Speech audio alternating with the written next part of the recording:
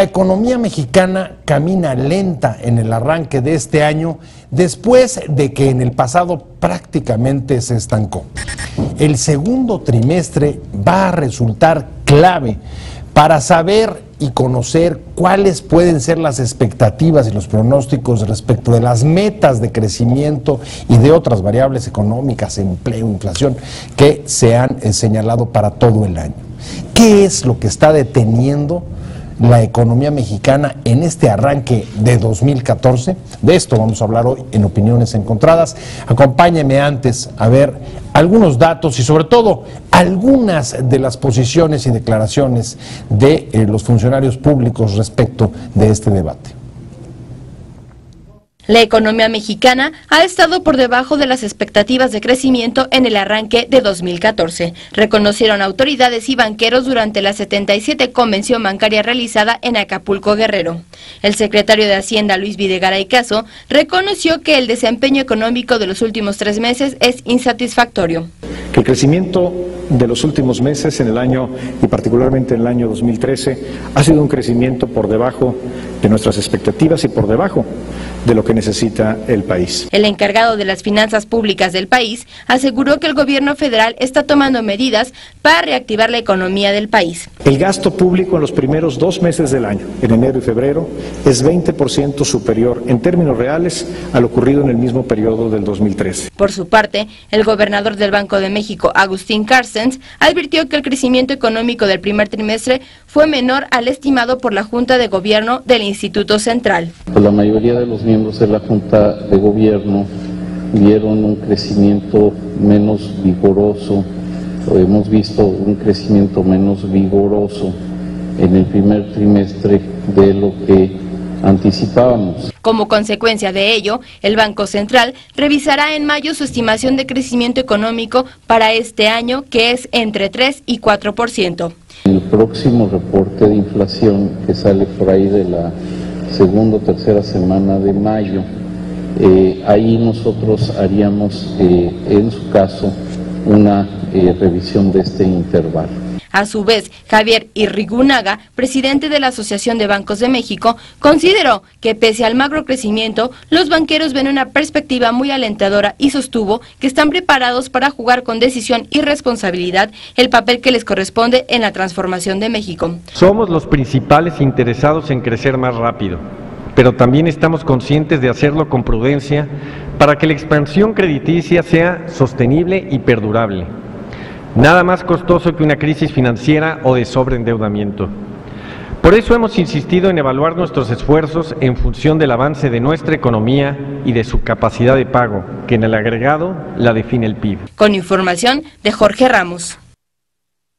Estamos en Opiniones Encontradas y vamos a discutir sobre la situación y perspectivas de la economía mexicana, el arranque de este 2014 y las expectativas sobre las metas a lo largo del año. Y para hacerlo me acompañan en esta mesa Luis Fonserrada, que es el director del Centro de Estudios Económicos del Sector Privado. Luis, un placer tenerte en esta mesa como ya se va haciendo costumbre, afortunadamente. Pepe, con mucho gusto, gracias por la invitación. Y usted lo conoce muy bien, es de la casa, Ángel Verdugo. Gracias, Ángel, Luis. Articulista de Excelsior, economista, matemático. Campesinos sin tierra. Lo demás ya, ese ya fue aportación personal. Ángel, gracias por estar con nosotros. Hombre, al contrario. En una materia que te fascina. El asunto. ¿El béisbol? No, eso lo vamos a dejar para el final, para el epílogo. Pero vamos a arrancar, Luis, estamos arrancando ya, después de la Convención Nacional Bancaria en la que tú acabas de estar, hay un reconocimiento casi unánime de que la economía mexicana el primer trimestre arranca lenta después de un año en que prácticamente estuvo estancada. ¿Qué es lo que otra vez en el CES de este nuevo año estamos yendo a una velocidad, déjame decirlo de esa manera, menor a la ruta de crucero que se había planteado la autoridad? Sí, Pepe, y eso a pesar del gran crecimiento en Estados Unidos. Así es. Es decir, Estados Unidos tiene una recuperación muy impresionante. La generación de empleos, que es finalmente consumo-demanda, en el primer trimestre en Estados Unidos va a ser probablemente de 500,000 nuevos empleos. Entonces, 15 O sea, es el mejor crecimiento en varios años, ¿no? es importantísimo, ¿no? De hecho, la tasa se mantuvo, la de desempleo, pero es muy importante, ¿no? Tiene que ver, sin duda, con el importante golpe que da la reforma hacendaria. Yo creo que es un factor que no se puede negar. ¿Qué sucede con la reforma hacendaria? Primero, el enorme crecimiento de los impuestos lo que hace es reducir de manera muy importante el ingreso disponible de las familias. Y esto, por supuesto, obliga a las familias a consumir menos, a ser mucho más cautelosos, a posponer algunos gastos, y esto lo vemos muy bien reflejado además en las caídas importantes, números negativos anuales, en la confianza del consumidor. Sobre todo en el componente de la confianza del consumidor, de la posibilidad de comprar bienes electrodomésticos en los de consumo duradero, electrodomésticos, ¿no? Como dice Ángel. Exactamente. Entonces, no hay duda que el impacto de la fiscal tiene que ver. Por supuesto, haces muchas otras cosas. Impides lo que ya cambió hoy, gracias a los amparos, la deducción de las prestaciones sociales de los trabajadores, ¿no?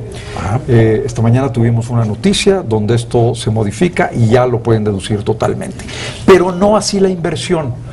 La inversión que se podía deducir 100% al llevarla a cabo. La deducción acelerada. La deducción acelerada que teníamos con el IETU, que a mí me parece que fue un error eliminarlo, pues debe ser exactamente lo mismo. Ya no puedes deducir la inversión al 100%.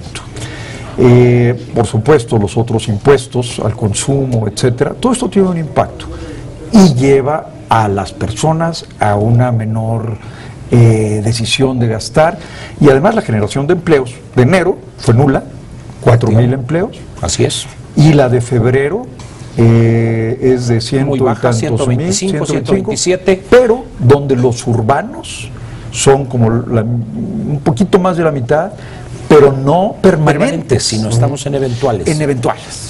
Ahora déjame traerme, hay varios planteamientos que ya puso Luis sobre la mesa, Ángel. A ver, pero el problema es que, digamos, sea la causa que sea, estamos viendo que el crecimiento este año vuelve, al menos en el arranque, a ser insatisfactoria como el pasado. ¿Se explica solamente por cuestiones coyunturales o hay cosas más de fondo? Porque, por ejemplo, decía Luis, pues ahí está el crecimiento notable de Estados Unidos. ¿Por qué, por ejemplo, este crecimiento notable no nos jala y sí nos jala la parte de la reforma fiscal? Bien.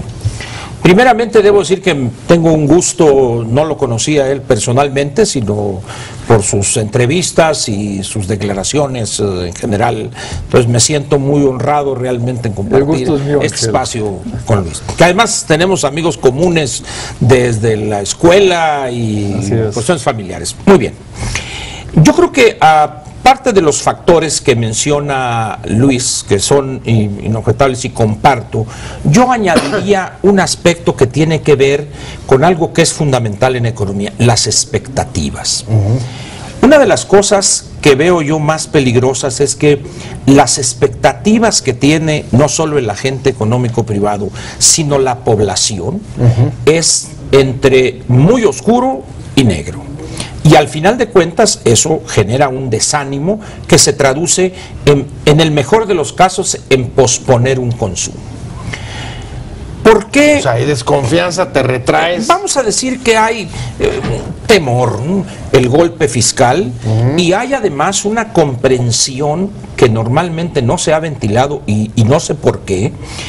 El golpe mayor, las personas físicas lo van a sentir de la reforma fiscal en abril del 2015, cuando se encuentren que muchas deducciones que hoy en este mes todavía va a poder disfrutar porque corresponden al año 2013, se van a encontrar en abril del 2015 con que nomás podrán deducir aproximadamente 94,000 pesos. Total de deducciones.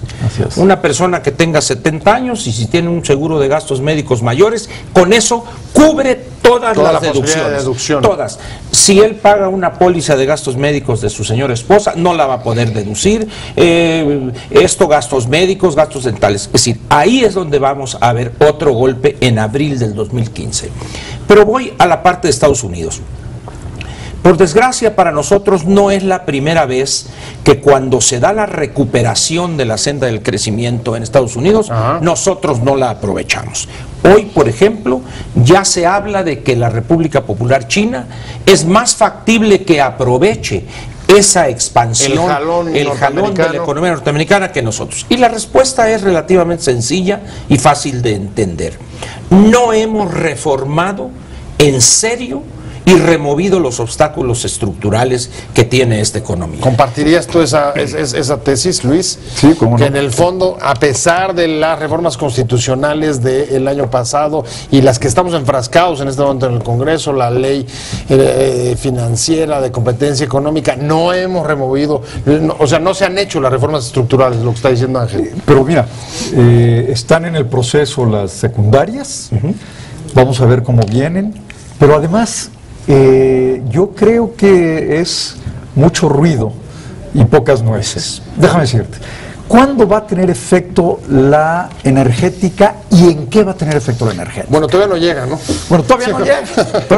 Pero la pregunta es válida. La pregunta es válida. Sí es. No, de acuerdo, de acuerdo, de acuerdo. Sale bien.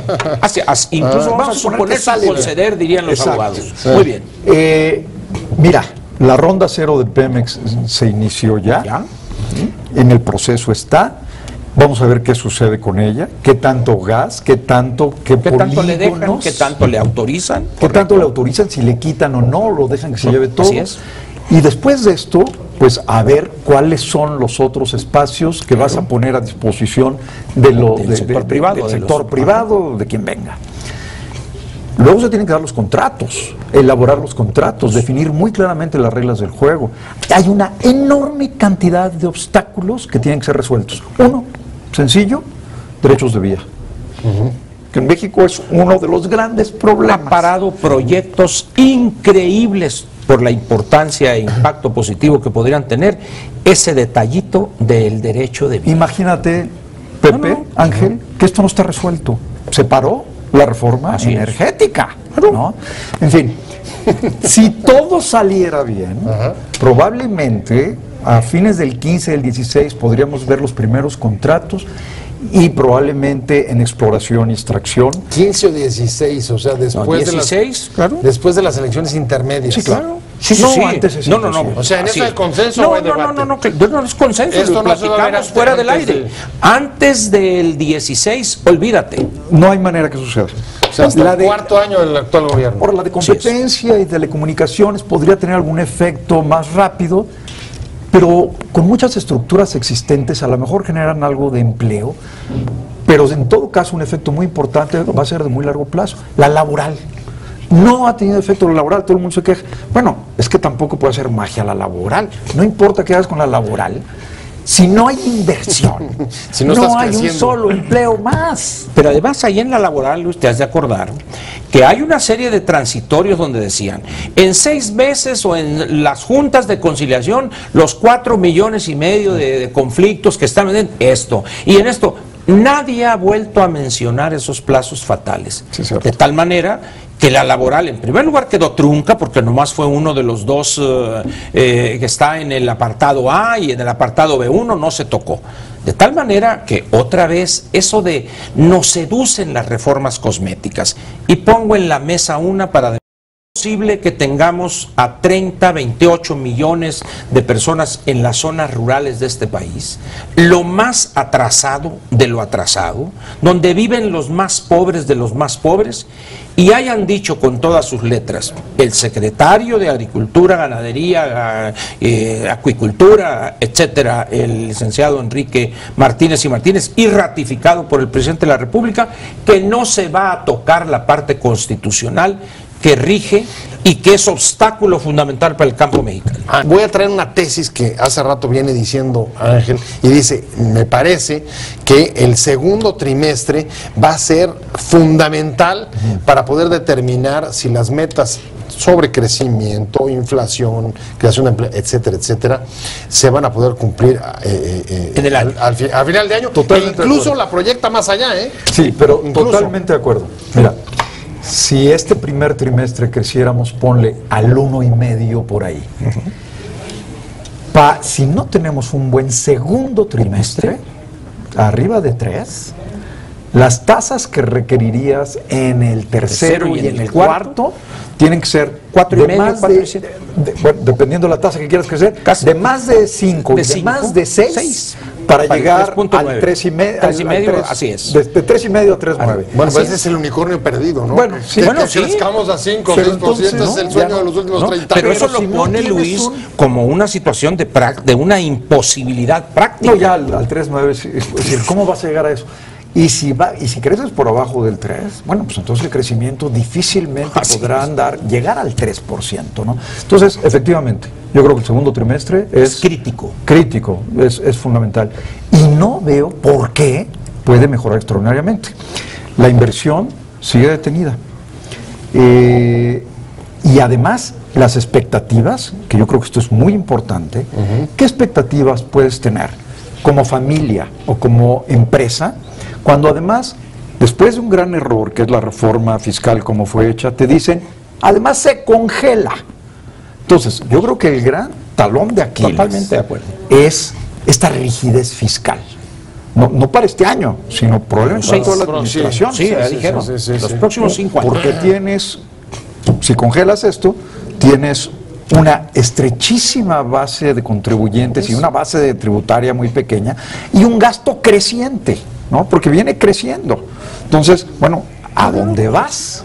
A mí hay una cosa que me preocupa de fondo, y traigo la pregunta con Ángel, y es, pareciera que en los últimos años, bien que mal, a pesar de también bajos crecimientos y niveles bastante raquíticos respecto a lo que necesitamos, digamos que las variables o la estabilidad macroeconómica había permitido que viniera inversión y que más o menos se mantuvieran las cosas. Resulta que quizá ese modelo también ya se está agotando, Ángel, y que hoy en el mundo la competitividad por los capitales y la transformación profundísima de la economía está volteando también a ver, digamos, asuntos como productividad, que a lo mejor es donde estamos ahí también fallando. Lo que pasa es que introduces varias variables o varios temas. Sí, complejicé la misma pregunta, pero cuando dices veníamos con tasas más o menos razonables, ¿cuál es el problema por el cual el 1.1 famoso que empezó en 3.5 bajó al 3.1, a 1.8, 1.7 y a 1.3 y ni siquiera alcanzamos eso? El año pasado, el 2013. Yo creo que ahí hubo un problema de incapacidad para entender no solo el fenómeno de México en lo que se refiere a su crecimiento económico, sino la coyuntura internacional para que embonara eso. Yo creo que ese es, vamos a decir, el error primigenio, de tal manera que pensar que vas a manejar el país con su incorporación a la globalidad como si estuvieras en Toluca, ahí no funcionó el asunto. ¿Y por qué en Toluca? Porque el secretario de Hacienda se forma financieramente en manejo de una finanza pública en Toluca. Entonces, por más importante que sea el Estado de México, por población, por el PIB estatal, por lo que quieras, la complejidad que tiene manejar un país, cuando no solo afectas un entorno cuando mueves una variable, sino incluso cuando haces una declaración. El papel de un secretario de Hacienda o de un presidente de la República en un país como el nuestro, muchas veces una palabra, una expresión, una frase completa puede moverte los mercados tranquilamente. Entonces, en esas condiciones siento yo que no se entendió bien el momento que se tenía. Pensaron que podrían hacer lo mismo que hicieron en el Estado de México y no corrigieron a tiempo. Es decir, porque aquí entramos entonces a otro problema, ese inmovilismo que da la soberbia de creer que se sabe. A ver, aquí hay una tesis interesante, Luis, que te la traigo, y es, a ver, firmamos tratados de libre comercio por doquier, estamos negociando lo del Pacífico, pero quienes toman las decisiones hacendarias en este país no son globales. Eso es lo que entendí. No necesariamente, no aprovecharon globales, no aprovecharon, no tuvieron la habilidad global. Yo creo que ¿lo compartes tú eso? Yo creo que dirigir el país en un periodo en el que la estabilidad global está en entredicho, porque es muy probable que suban las tasas en el exterior, y tú al mismo tiempo estás presionando los mercados para pedir más dinero, lo que estás propiciando son muchos riesgos, ¿no? Entonces, la cautela que debe tener una administración, yo creo que no está donde debe estar, efectivamente.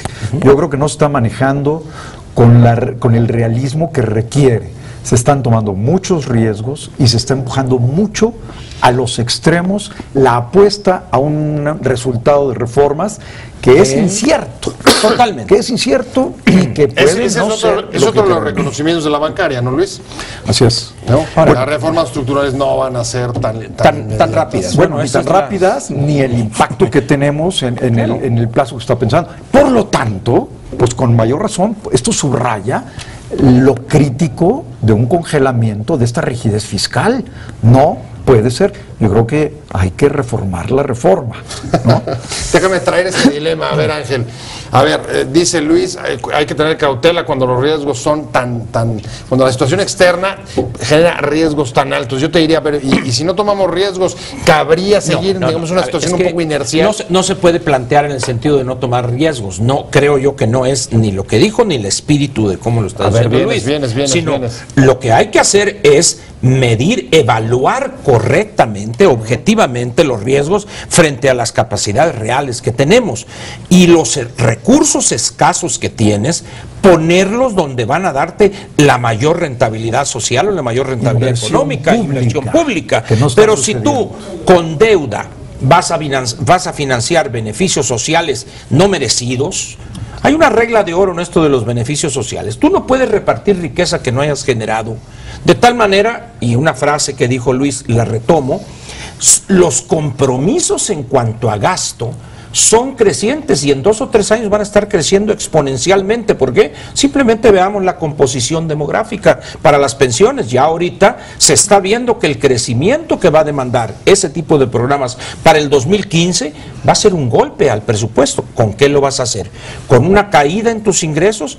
No te queda más que la deuda, porque no se van a atrever en un año de elecciones intermedias a cortar eso, como debería ser, reconocer el error, perder la elección, pero ganar la legitimidad en la gobernación. Pepe, un tema de cautela fiscal, por ejemplo, que es tan importante.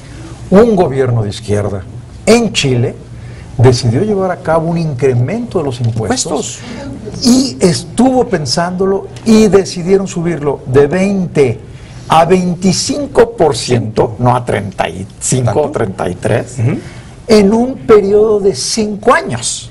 Entonces, bueno, cuando tú ves estas cosas, dices, bueno, hay oficio político impuestos en todo caso, pero y hay conocimiento objetivo de las condiciones concretas de esa economía. No ahora, sueños. Vamos hacia el final. De las cosas, de los elementos que sí salieron, por ejemplo, en la bancaria. Dicen las autoridades de Hacienda, este año ha habido un incremento de 20% en el gasto público, que fue lo que el año pasado se atribuyó, digamos, la falta de rapidez y de arranque. ¿Qué significa eso, Luis? Mira, el año pasado, efectivamente, el que no se hubiera gastado el dinero y sí se cobraron los impuestos, sacó mucho dinero de la economía. Le quitas dinero a la gente y no te lo gastas, pues lo guardas, la economía se para. Este año se está gastando al ritmo que dijeron, efectivamente, pero, de nuevo, no es un gasto en inversión pública, que es lo único que te hace crecer, lo que arrastra la inversión privada, la complementa, la induce. Se está gastando en gasto corriente, en subsidios, en cosas sociales. O sea, ese 20% es corriente. Fundamentalmente, es muy poco lo que implica obras públicas trascendentes y eso. Porque el aeropuerto ha llegado, ¿no? No, si tú quitas a Pemex y a CFE, el incremento en la inversión es una cosa ridícula. Sí es. Además, lo puedes ver muy claramente porque los indicadores de, por ejemplo, de construcción civil, de obra civil, puentes, presas, carreteras, libramientos, es lo importante, lo que te mueve. La caída más fuerte, negativa, que habíamos visto en muchos años.